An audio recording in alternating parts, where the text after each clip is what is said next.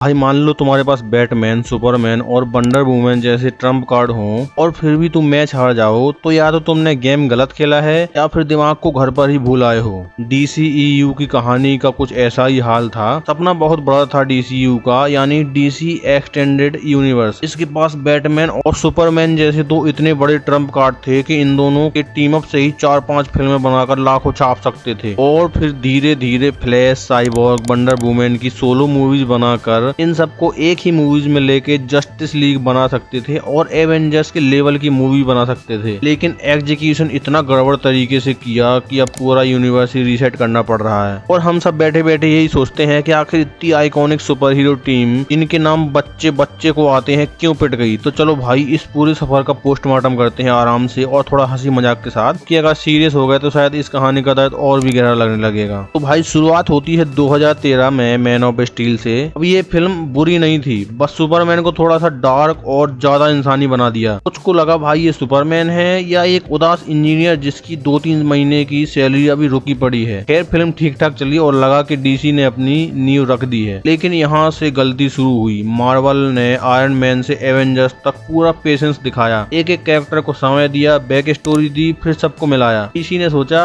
भाई हमारे पास तो बैटमैन और सुपरमैन जैसे ब्रांड हैं, हमें इतनी मेहनत करने की क्या जरूरत। और बस 2016 में Batman versus Superman down of the justice फेंक दी, जिसमें बैटमैन, सुपरमैन, वंडर वुमन सबको डाल दिया। साथ में झलक दिखला दी फ्लैश, साइबॉर्ग और एक्वामैन की, यानी एवेंजर्स बनाने से पहले ही एंड गेम बना दिया। और नतीजा, ऑडियंस बोली भाई ये कौन है, क्यों है, कहां से आया है। लोग नए कैरेक्टर से जुड़ ही नहीं पाए। बिना बैक स्टोरी की टीम अब वैसा ही है जैसा किसी शादी में अचानक बारात में घुस जाओ, किसी को तुम्हारा नाम ही नहीं पता लेकिन तुम डांस कर रहे हो बराबर। बात करते हैं DCU की टोन की।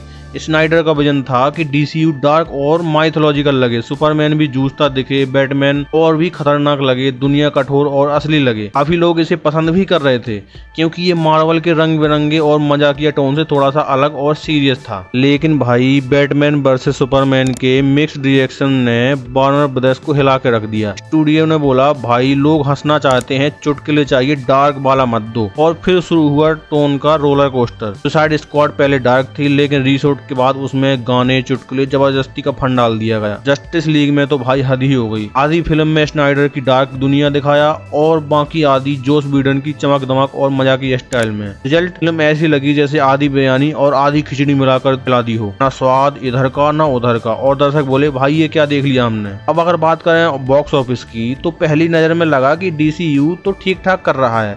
बैटमैन वर्सेस सुपरमैन ने करीब $873 मिलियन कमाए, एक्वामैन ने तो बिलियन भी क्रॉस कर दिया। लेकिन भाई ये सिर्फ ऊपर से दिखने वाली कमाई थी। असल में $200-300 मिलियन बजट और मार्केटिंग खर्च मिलाकर इन फिल्मों को ब्रेक इवन करने के लिए 1.5 गुना या 2 गुना कमाना पड़ता। जस्टिस लीग का बजट 300 मिलियन था और कमाई सिर्फ 661 मिलियन, मतलब घाटा ही घाटा। और ये सिर्फ एक फिल्म का घाटा नहीं था, इसने ब्रांड की क्रेडिबिलिटी ही खत्म कर दी। लोगों ने बोलना शुरू कर दिया कि भाई DC की फिल्म है मतलब गड़बड़ घोटाला। वंडर वुमन 1984 आई तो उसने पिछली वाली से 80% कम कमाया। Black Adam, the flash, blue beetle सब की सब धराशायी हो गई। यानी अब चाहे फिल्म अच्छी हो या बुरी, लोग टिकट खरीदना ही बंद कर चुके थे। अब आते हैं असली प्रॉब्लम पर, लीडरशिप। मार्वल के पास शुरू से ही केविन फाइगी था जिसने हर फिल्म पर नजर रखी, विजन तय किया और सबको एक धागे में पिरोया। DC के पास कभी जॉब जोन्स, कभी वॉल्टर हमाडा, कभी कोई और। हर बार कोई नया बंदा आता है और पुरानी प्लानिंग कैंसिल करके नई शुरू कर देता था। मतलब DC की प्लानिंग वैसी थी जैसे हम जिम ज्वाइन करते हैं, पहले दिन मोटिवेशन, दूसरे दिन बहाना, तीसरे दिन छोड़ देते हैं। और सबसे बड़ा एग्जांपल हेनरी केवल का सुपरमैन, बेचारा कभी इन कभी आउट। ब्लैक एडम में उसकी वापसी का बड़ा ऐलान हुआ और 2 महीने बाद बोला गया भाई अब नया सुपरमैन आएगा। ऑडियंस बोली अरे भाई पहले तय तो कर लो कि खेलना किसे है। ये इनकंसिस्टेंसी देखकर फैंस का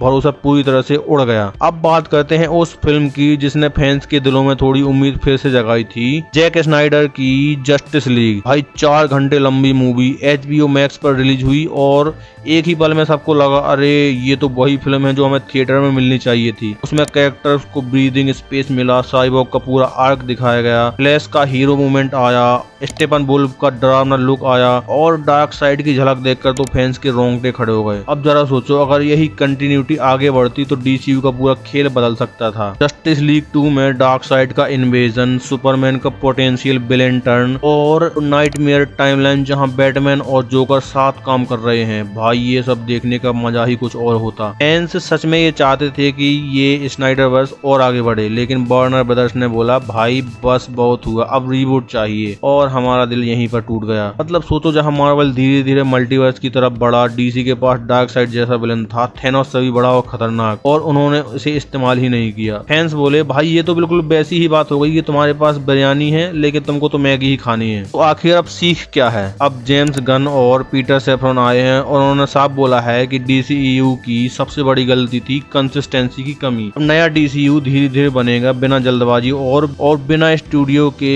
बेवक्त दखल के साथ। यानी ये लोग वही करने जा रहे हैं जो मार्वल ने शुरू में किया था, पेशेंस। और भाई सिर्फ पेशेंस ही सबसे बड़ी सुपर पावर है, क्योंकि सुपर हीरो चाहे कितने भी बड़े हों, अगर कहानी गड़बड़ है और प्लान आधा अधूरा है तो नतीजा वही होता है जो डीसीयू के साथ हुआ। तो कुल मिलाकर भाई साहब, डीसीयू एक खूबसूरत सपना था जिसे इनकंसिस्टेंसी डार्क करने के चक्कर में कुछ ज्यादा ही डार्क कर दिया। स्टूडियो का ओवर कंट्रोल और लीडरशिप की कमी ने बर्बाद कर दिया। इसमें हर वो चीज थी जो चाहिए थी, Superman, Batman, wonder woman, flash, cyborg जैसे हीरोज, एसनेट फैंस और बड़े डायरेक्टर। कमी थी तो बस एक साफ पेशेंस और कंसिस्टेंस प्लान की, और यही वजह है कि आज हम कहते हैं डीसीयू वो ब्रह्मांड था जो हो सकता था लेकिन वो अभी बन ही नहीं पाया। खैर, जितना बेहतरीन डीसीयू हमें देखने को मिल सकता था उतना अच्छा तो नहीं मिला, लेकिन अब देखते हैं कि जेम्स गन और पीटर सैफरन का डीसीयू हमें क्या दे पाता है। तो दोस्तों, ये था मेरा पॉइंट ऑफ व्यू कि आखिर डीसीयू फेल्ड क्यों हो गया। आई होप आप लोगों को ये पसंद आया होगा। आपका इस बारे में क्या सोचना है कमेंट में जरूर बताना, और अगर आपने वीडियो को पूरा देखा और पसंद आया तो लाइक जरूर कर देना। मिलते हैं ऐसे ही किसी वीडियो में, तब तक के लिए बाय।